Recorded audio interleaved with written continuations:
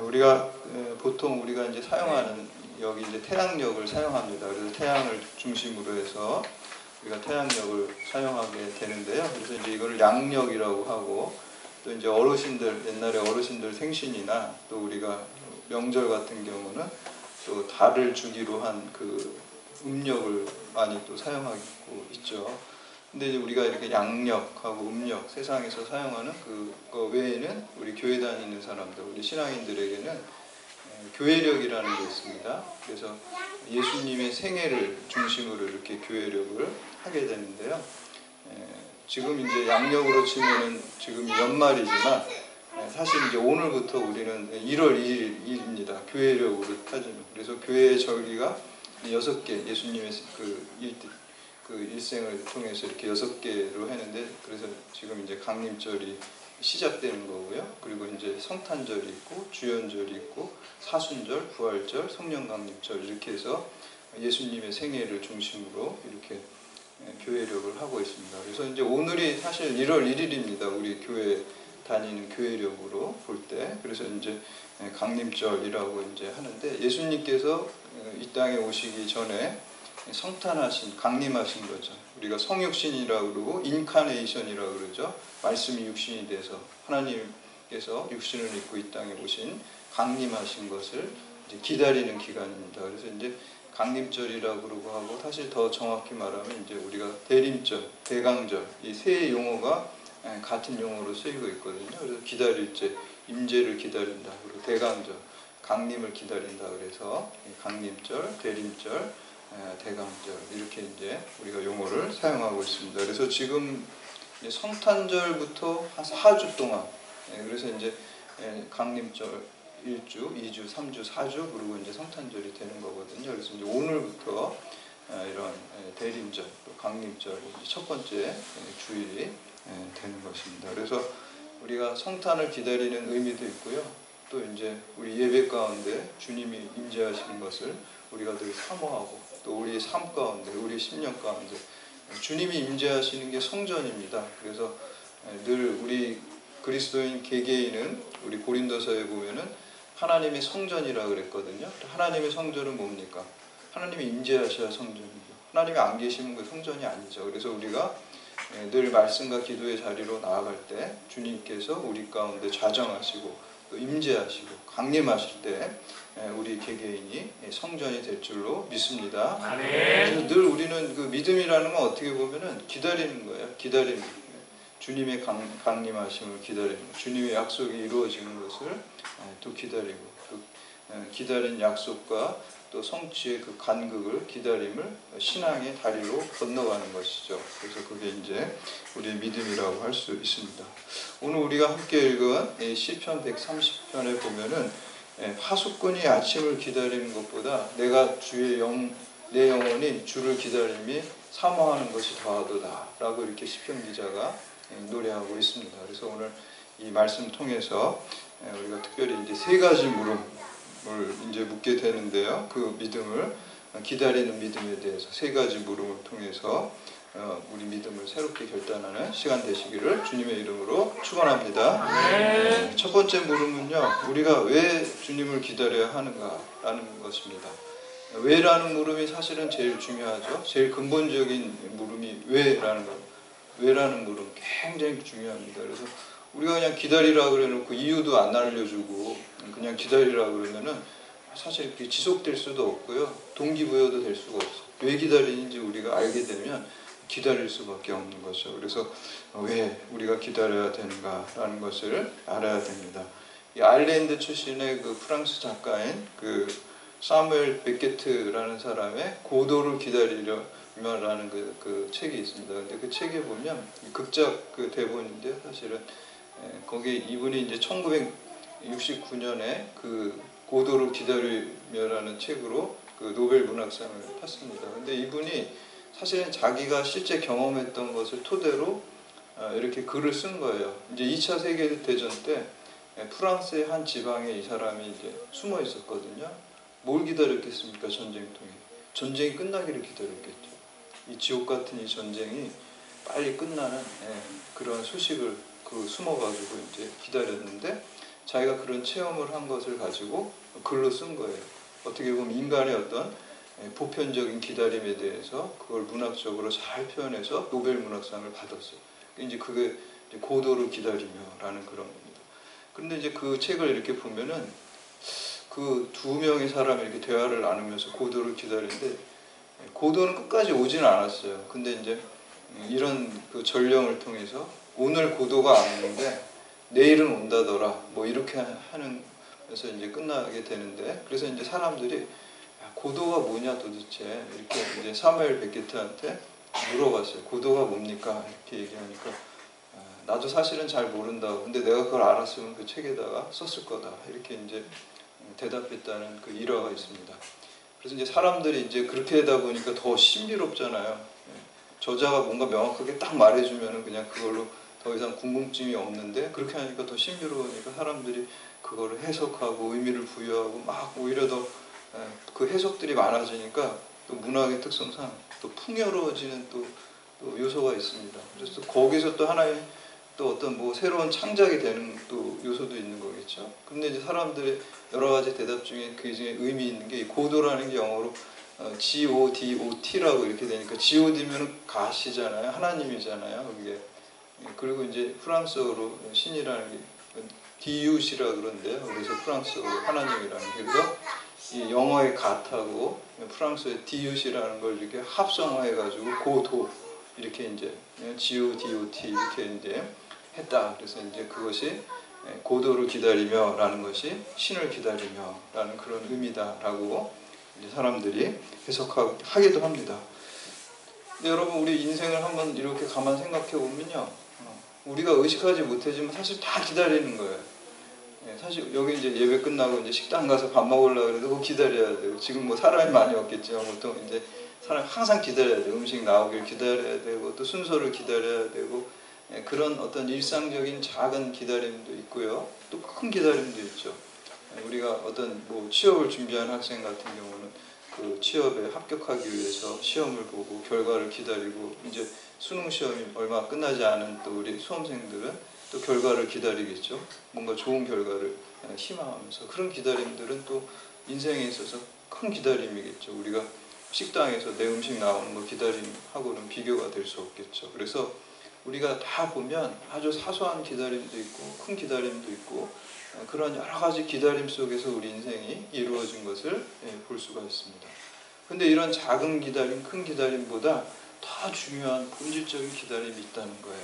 말씀해 보면 우리 성경 말씀의 130편에 내 영혼이 주를 기다린다 그랬어요. 우리가 영적인 갈급함과 영적 기다림이 있습니다. 특별히 우리 기독교는요, 뭘 기다리는 거냐면 하나님의 약속이 성취되는 걸 기다리는 거예요. 하나님을 기다리는 거예요. 그래서 이 성경이 이제 구약, 신약이라고 이렇게 얘기를 하죠. 구약이 이제 옛날의 약속이고 신약이 새로운 약속인데, 구약의 약속에 뭐 여러 가지 약속이 있지만 사실 한 가지 제일 중요한 거는 메시아, 구원자가 오신다는 약속이 제일 중요한 거예요, 구약에서는. 근데 그게 이루어졌잖아요. 2000년 전에 주님이 인간의 육신을 입고 이 땅에 오심으로써 그 약속이 이루어졌다는 거예요. 근데 이제 유대교 사람들은 아직도 메시아를 기다리고 있어요. 그래서 메시아 대망사상이라 크게 기다리는 거죠. 그런데 이제 우리 기독교인들은 그 메시아가 예수 그리스도 오셨다라고 믿는 것이고, 근데 우리는 지금 신약의 성도들은 또 뭘 기다리고 있죠? 뭘 기다리나요? 다시 오실 주님, 재림하실 주님을 기다리는 거예요. 그래서 우리가 그 초림하신 주님에 대한 그 믿음을 가지고 재림하시는 그 기다림 속에서 살아가는 것입니다. 그래서 근데 우리가 이 예수님 그리스도를 기다릴 때 소망 가운데 기다리게 되는데, 왜냐하면 예수님께서는 요한복음 5장에 보면 선한 일을 행한 자는 생명의 부활로, 악한 일을 행한 자는 심판의 부활로 나오리라.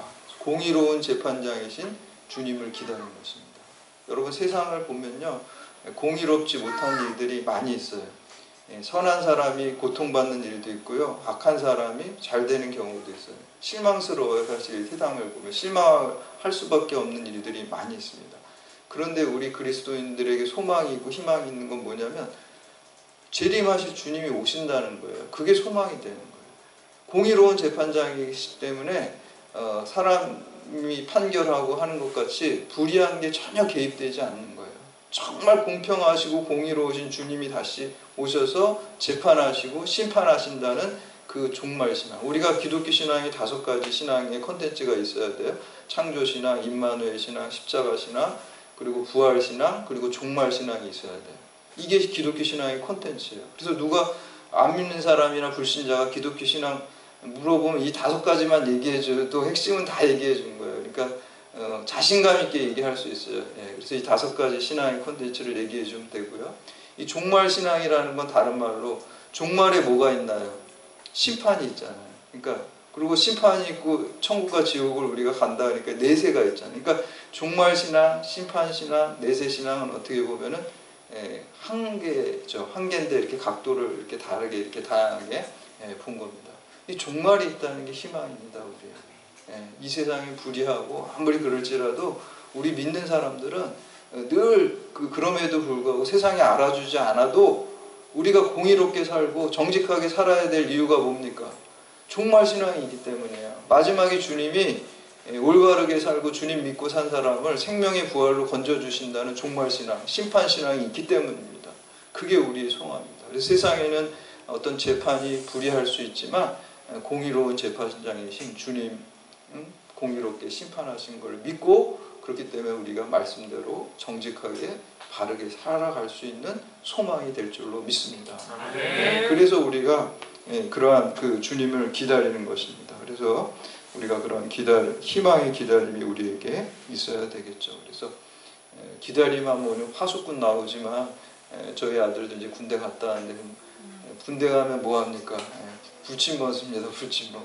근데 요즘같이 이제 추워지고 그러면 춥고 그런데 진짜 새벽을 기다리겠죠. 이제 빨리 불침군 끝나야 되니까 오늘 문자 그대로 새벽을 기다리면서 하는 그 모습이 있겠죠. 그 기다림보다 내가 하나님을 기다리는 것이 더하다라고 이렇게 말씀하고 있습니다. 두 번째는 누가 주님의 오심을 간절히 기다리는가입니다. 하나님의 약속을 받은 사람들이 기다립니다. 믿지 않는 사람들은 기다릴 필요가 없어요. 하나님에 대한 약속이 없기 때문에 천국에 대한 소망이 없기 때문에 기다리지 않습니다. 오직 여호와를 하나님 주님 다시 오심을 기다리는 것은 믿음의 사람들만이 기다리는 것입니다. 그러니까 이 현실에 어떻게 보면은 만족하지 못해요. 현실에 만족하지 못하고 오직 주님으로만 만족하는 성도들이 주님을 기다린다는 것입니다. 그게 거룩한 불만족입니다. 이 세상에서 주는 것들로 우리 성도들은 만족할 수가 없어요.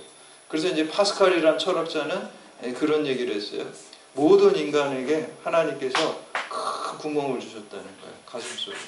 큰 구멍을 주셨는데 거기에 사람들은 돈으로 채우려고 그러고 공허하니까 권력으로 채우려고 그러고 세상의 어떤 욕망을 충족시키는 걸로 채우려고 그러는데 사실 채워주지 않는다는 거예요. 우리 인간은 하나님의 형상대로 지음받았기 때문에 하나님만으로 우리가 채워질 수 있다는 거예요. 장갑은 손의 형상으로 지어졌죠. 그래서 장갑에다가 지갑을 넣고 다니거나 핸드폰을 넣고 다니면 넣고 다닐 수는 있지만 뭔가 채워주지 않잖아요. 끝까지 손가락 있는 부분이 안 채워지잖아요. 장갑에는 뭐가 들어가야 채워집니까? 손이 들어가야지 채워지는 거예요. 손의 형상으로 만들어요. 인간을 하나님의 형상으로 만들었기 때문에 권력으로 채우고 욕망으로 채우고 또 어떤 지식으로 채우고 돈으로 채우고 그게 안 채워진다는 거예요. 오직 주님이 우리 안에 계실 때만 딱 채워질 수 있다는 것입니다. 그래서 이걸 아는 그리스도인들이 바로 거룩한 불만족을 가지고 주님을 기다린다는 것입니다. 여러분 그 애플을 창립한 그 스티브 잡스 이 사람이 불만이 많은 사람이라고 그러더라고요. 그 어떤 평가들이 어떤 불만 완벽주의자이기 때문에 이 제품이 이렇게 나오면 뭔가 불평을 한다. 근데 그게 오히려 생산적으로 됐겠죠. 완벽주의를 기하다 보니까. 우리 그리스도인들에게도 그러한 모습이 좀 있어야 됩니다. 완벽하신 분은 완전하신 분은 누구십니까? 예수 그리스도입니다. 예수 그리스도를 완벽주의적 윤리라고 보통 이제 기독교 윤리학에서 얘기를 하거든요. 그래서 예수 그리스도를 우리가 지향하면서 윤리적인 삶, 성화의 삶을 살아갈 때 늘 부족하죠. 우리가 아무리 말씀을 쫓아 살아가고 아무리 사랑하면서 살아가도 아직 주님을 다 닮지 못했잖아요. 그렇기 때문에 주님께 더 또 가까이 가려고 노력을 하는 거죠. 계속해서 노력을 해요. 그래서 기독교인의 윤리는 근사치적 윤리라 그래요. 근사치라는 게 가까이 가지만 도달은 못하잖아요. 그래서 사도 바울이 뭐라 그래요? 그러니까 내가 다 이루었다 함도 아니요 온전함도 아니요 오직 예수 그리스도 푯대를 향해서 내가 달려간다 그랬어요. 그게 그 근사치적 윤리입니다. 예수 그리스도를 닮아가기 위해서 그 푯대를 향해서 완전하신 주님을 보고 우리가 달려갑니다. 그러나 우리는 불완전하기 때문에 가까워질 수는 있지만 도달하지 못해요. 계속해서 주님을 향해서 나아가는 모습이 우리 가운데 있어야 될 줄로 믿습니다. 오늘 우리 3절에서 5절까지 말씀 함께 봉독합니다. 시작. 여호와께서 주의 죄악을 지켜보실진대 주여 누가 서리까. 그러나 사유하심이 주께 있음을 주를 경외하게 하심이니이다. 나 곧 내 영혼이 여호와를 기다리며 나는 주의 말씀을 바라는도다. 아멘. 시편 기자는 이 주님만이 나의 죄를 용서해 주실 수 있다는 것을 믿었습니다. 여기서 자신이 죄인이라는 사실을 발견하는 자만이 여호와 하나님의 사유하심을 기다린다. 사유하심이는 용서하심을 기다린다.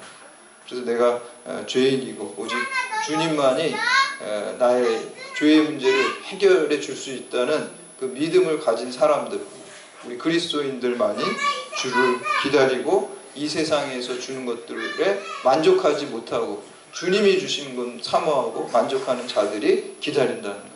주님만이 주님 한 분으로 충분하다는 이러한 고백이 있는 자들만이 주님을 기다리는 것이겠죠. 안 그러면 이 세상에 만족하고 끝나겠죠. 그러나 우리는 이 세상이 주는 것으로 만족할 수 없다는 것입니다. 그렇기 때문에 예수 믿다가 딴 데로 이렇게 나가려고 하면 나가봤자 이제는 거기서 만족을 못 얻어요. 다시 돌아올 수밖에 없습니다. 이 주님 안에 참된 만족이 있다는 것을 알기 때문입니다. 미국의 경영 컨설턴트이자 이제 스탠포드 대학의 경영대학원 교수인 이제 짐 콜린스라는 분이 Good to Great라는 책이 있습니다. 이게 좋은 기업을 넘어서 위대한 기업으로라는 그 우리나라 말로도 이렇게 번역이 되었는데 이분이 이제 여기서 이제 주장하는 것은 이만하면 됐지 라는 생각을 뜯어 고쳐야 된다는 거예요. 만족하고 안주하는 거. 이만하면 됐지 하는 순간 망한다는 거예요. 그래서 우리가 완벽주의적 윤리를 얘기할 때도 예수 그리스도는 높잖아요. 우리가 도달 못하잖아요. 이만하면 됐지가 안 되거든요. 주님을 바라고 항상 부족하거든요. 그래서 계속 우리가 살아서 성화의 길로 갈 수 있는 거예요. 어떤 기준이 우리가 도달할 수 있는 기준이 된다 그러면 거기에 딱 도달하면 이제 더 이상 안 올라가면 거기에 멈춰 있는 게 아니라 이렇게 고인물이 썩듯이 이렇게 타락하게 돼 있습니다. 그러나 예수 그리스도의 기준은 우리가 이상적인 높은 기준이기 때문에 계속 그 성화를 향해서 예수님 닮아가는 길을 계속해서 갈 수 있다는 거예요. 만족할 수 없다는 거예요. 그래서 이제 이 짐 콜린스도 이만하면 됐지, 좋은 기업이 됐으면 됐지, 여기서 머무르지 말고 위대한 기업이 되자고. 이분은 뭐 이제 경영하는 사람이니까 그렇게 얘기했지만 우리는 그 위대하신 분이 누굽니까? 예수 그리스도입니다. 예수 그리스도를 초점으로 맞추고 거기를 푯대로 삼아서 우리 그리스도인들은 계속해서 주님을 닮아가는 그러한 사람이 주님의 임재하심을 기다리는 것입니다. 네. 마지막으로 세 번째, 우리는 어떻게 주님을 기다려야 됩니까?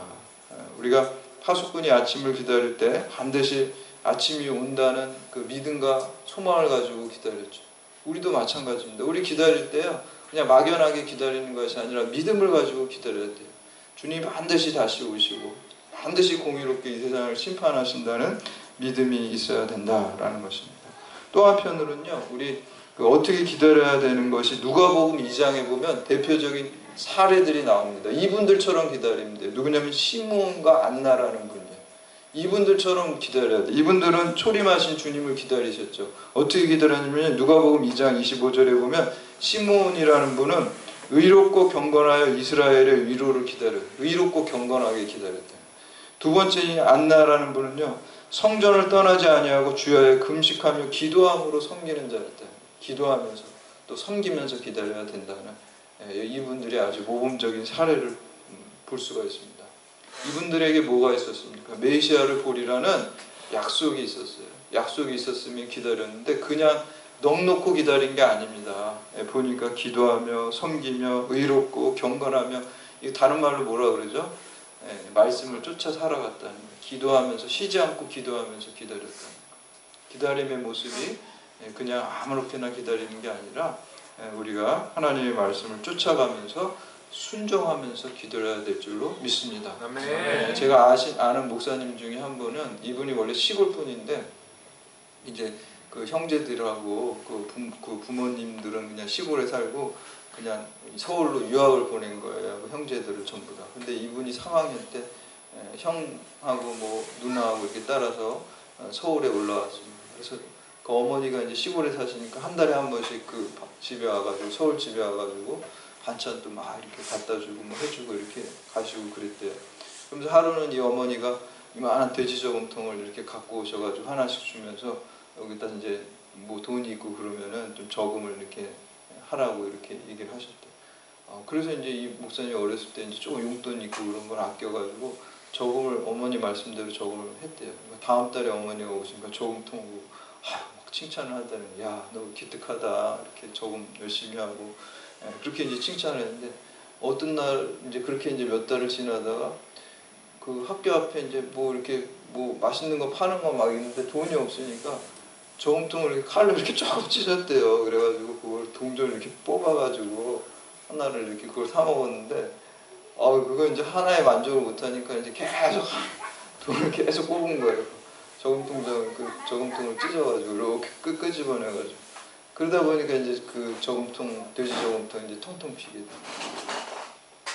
그 전에는 어머니 오신 날이 기다려지고 어머니가 오는 게 그렇게 기뻐서 그냥 마중을 나갔는데, 이제는 어머니가 오신다니까 불안하고, 또 어머니 오신 날 어디로 도망가가지고 밤늦게 들어왔대요.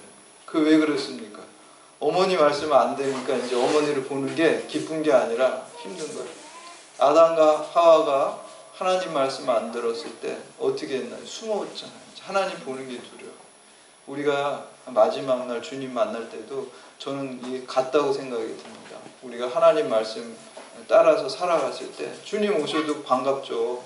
우리가 생명의 부활로 갈 테니까.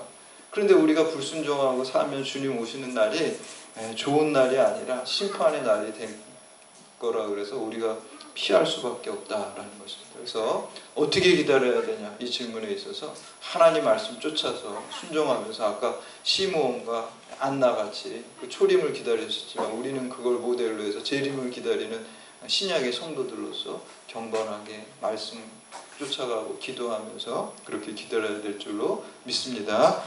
전에 제가 말씀드렸던 그 유석격 전도사님, 이분이 이제 쓴 책이 당신은 하나님을 오해하고 있습니다. 그 규장에서 나온 책이거든요. 근데 이 책을 이분이 이제 쓰셨는데, 거기에 보면 이분이 그 지난주에 제가 말씀드린 서울대 나오셔가지고 사법고시 시험 보고 1차 합격하고 2차 시험 이제 2주 앞에 두고 있는데 아버님이 돌아가셔가지고 시험을 못 봤죠. 시험을 못 보고, 그래서 이제 어떻게 할까 그러다가 이제 지구촌교회 이분이 다니셨어요. 이동원 목사님 계실 때. 그래서 그 선교를 해야 되겠다 이런 마음을 주셔가지고 선교사가 되려고, 선교사를 되려고는 그냥 되는 게 아니잖아요. 신학도 공부하고 훈련도 받은 다음에 이제 선교사가 되는 거잖아요. 근데 그래서 이제 미국으로 유학을 갔대요. 미국에 유학 가가지고 뭐 트리니티 신학대학원에서 그 신학 과정도 밟고 훈련을 다 받았어요. 신학 교육을 받았어요. 근데 이제 파송받기 전에 이제 건강검진 진단서 띄워와라 그래서 이제 한국에 들어와가지고 이제 그 건강검진 받다가 거기서 이제 직장암 말기 판정을 받아가지고 지금 수술하지 않으면 1년밖에 못 산다 이렇게 이제 그런 사형 선고를 받았죠. 그래서 이분이 그렇게 이제 항암 치료하면서 살지 않고 나는 한 사람에게라도 더 복음을 전하다가 하나님 나라 가겠다. 그래서 이제 그 치료를 안 받고 이제 그렇게 복음을 전하다 가셨죠. 근데 이분이 그 어떤 분들이 물어봤대요. 이제 가까운 사람이 물어봤겠죠. 먼 사람은 뭐 그런 말 물어볼 수도 없겠죠. 억울하지 않냐고 이렇게 물어봤대요. 억울하지 않냐고. 왜 억울하냐고 이렇게 물어봤대요. 너 이렇게 다른 것도 아니고 선교사 한다고 이렇게 훈련받고 교육받았는데 너 직장암 말기 걸려서 선교사 파송도 못 받고 죽게 됐는데 억울하지 않냐 이렇게 이제 물어봤대요. 그러니까 이제 이 전도사님이 이렇게 대답했습니다. 저는 단 한 번도 하나님을 원망한 적이 없습니다. 저는 하나님을 이해하려고 하지 않습니다. 저는 하나님을 신뢰합니다. 하나님 내 아버지시기 때문에 여러분 내 아버지라고 믿으면 내 아버지가 나를 당연히 더 좋은 길로 인도하시겠지라는 그 믿음이 있겠죠. 한 번도 원망한 적이 없고 하나님을 내가 다 이해하려고 하지도 않고 그냥 나 하나님 믿는다. 하나님 신뢰한다. 그래서 이분이 마지막 그 책의 결론이 저는 제가 죽을 때 무엇 때문에 병에 걸려서 죽었는지 그 이유가 궁금하지 않습니다. 제가 궁금한 것은 단 한 가지, 제가 주님 앞에 섰을 때 제가 주님께 어떤 평가를 받을 수 있을지 그것만이 궁금합니다. 라고 얘기했다는 것입니다. 우리가 어떻게 주님을 기다려야 합니까? 우리가 주님을 기다릴 때 이 전도사님 말씀처럼 제일 우리가 궁금하고 중요한 것은 우리가 주님 앞에 섰을 때 악하고 게으른 종아 이렇게 평가를 받을 것인지 착하고 충성된 종아 이렇게 평가를 받을 것인지 이게 중요한 거잖아요. 내가 좀 고난이 있고 이해 안 가는 부분이 있고 그거는 사실 별로 중요한 게 아닙니다. 그거는 제일 중요한 거는요. 결론적으로 내가 어떻게 주님께 착하고 충성된 종아 내 즐거움에 참여할지어다 이런 우리가 하나 주님께 칭찬을 받을 것이냐 이게 제일 중요한 겁니다.